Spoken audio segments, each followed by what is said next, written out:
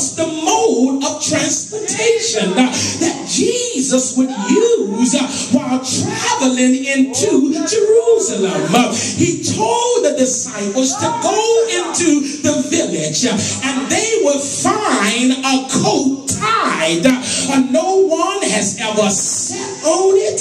Loose the coat and bring it to me. Look at the stage. Jesus is at the final days of his earthly ministry, and he sees that Golgotha is in a bird's eye view, and he makes preparation because he's got to die on a cross, and he's got to give up his life. So he makes preparation, and he sends two disciples into the city.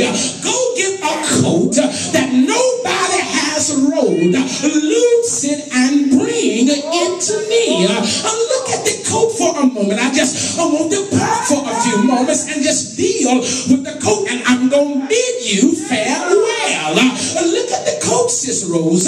He's sitting there, and the coat there, he's tied up and he's in bondage, which meant that the coat could not do what he was created to do. When you are tied down and there are some restraints on you and there are some limitations on you, it will cause you to be in bondage. And here it is, this coat, he's tied up. He cannot fulfill what he has been created to do. He was not created to be tied. God has created him with a specific function, and here it is, he is tied, he is in bondage, can't barely move, can't go but so far. You got to understand now that the coat has some limitations placed on him. He has some restrictions on him, and now he is in bondage. And I want you to know, Brother Beeman, that we do not fulfill the mandate of God that's placed on our lives when we do not do what we have been created to do. And I stop by to tell somebody, if you are not functioning at maximum potential, it's nobody's fault but yours. You can't allow nobody to tie you up. You can't allow nobody to restrict you and to put limitations on you when it comes to praising your God.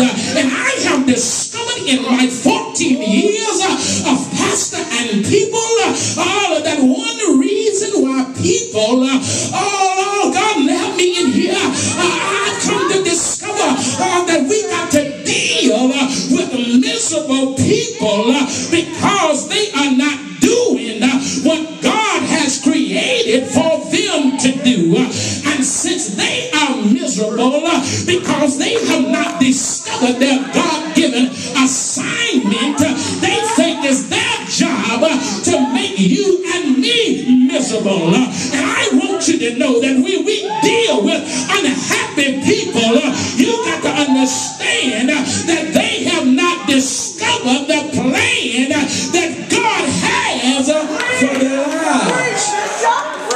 When you discover what God has purposed for your life, you must understand then you are not in the way of others. And so many of us are in the way of other people because you're trying to do something you have not been created to do. And because you have not been created to do it, then you become miserable. You become frustrated at somebody else that's doing what God has created them to do. And you must understand, my brothers and sisters, that God has a purpose for everything that he has created, and it's not my job as a pastor to bring hell to you, and it's not a job for sheep to give hell to the pastor. I wish I could preach it like I fit it in here. When I know what my responsibilities are and what I have been created to do, then I can operate in what the Lord has called me to do. You must understand, my brothers and sisters, all of that people that don't understand their assignment environment have a way of getting in your way. But I dare you to tell the person next to you, move out of my way. I dare you to tell the next person sitting next beside you, I double dare you to move out of my way. When I think about the goodness of Jesus, I just might break out in a praise.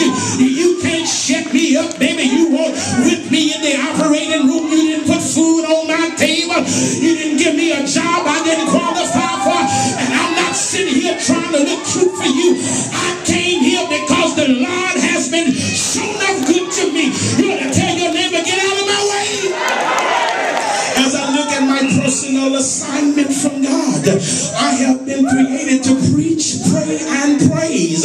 Y'all just miss me. My personal assignment is to pray, preach, and praise. If I quit praying, if I quit preaching, and if I quit praising, I'm not going to find liberation, because I'm set free by doing what I have been created to do. If you won't listen to me, I'll go to the nearest hog pen and tell them about the goodness of Jesus. If you won't listen to me, I'll go to the nearest chicken coop and tell them about the goodness of Jesus. Because me, that's me. Tell your neighbor, that's him. I have been created to pray. I've been created to preach. And I've been created to praise. So if I can't pray, if I can't preach, and I can't praise, you got me in bondage. I'm like a fish out of water. If I can't give God praise, I don't feel like I feel like I just don't feel like I fit. You got to understand where I'm coming from. I'll preach because I've been ordained to preach. I'll pray because I've been ordained to pray. And I'll praise because I've been ordained to praise. And baby, if you can't get with my sit, I'd stop by to tell you now that I've been ordained to praise. I've been ordained to pray. And I've been ordained to preach. So if you don't understand my mode of operandus, let me help you now. At any moment, I'll bust out in a prayer. At any moment, I'll just start preaching. I'll preach in my sleep. I'll preach unconscious. I'll praise when I don't feel like it, because praise is what I do. You're a slap your neighbor and tell him this praise is what I do. Oh, come on, tell him I'm trying to get you to know me.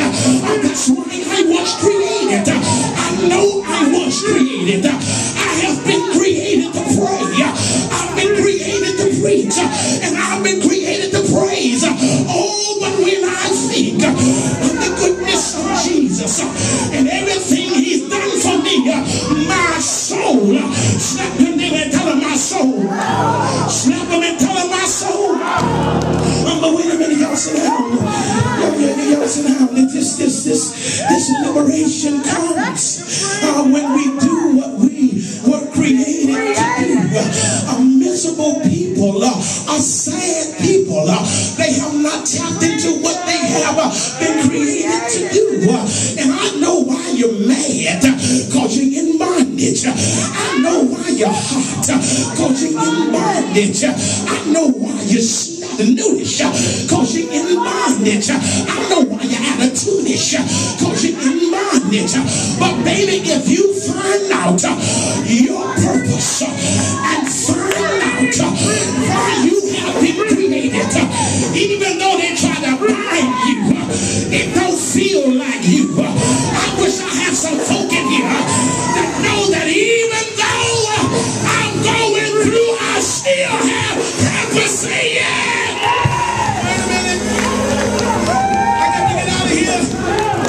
But the first thing the text shows us about this coat is that this coat carried the presence of Jesus into the city. You and I should desire to carry the presence of Jesus. The Lord should be able to use us to access certain places. The Lord should be able to use us to access certain areas.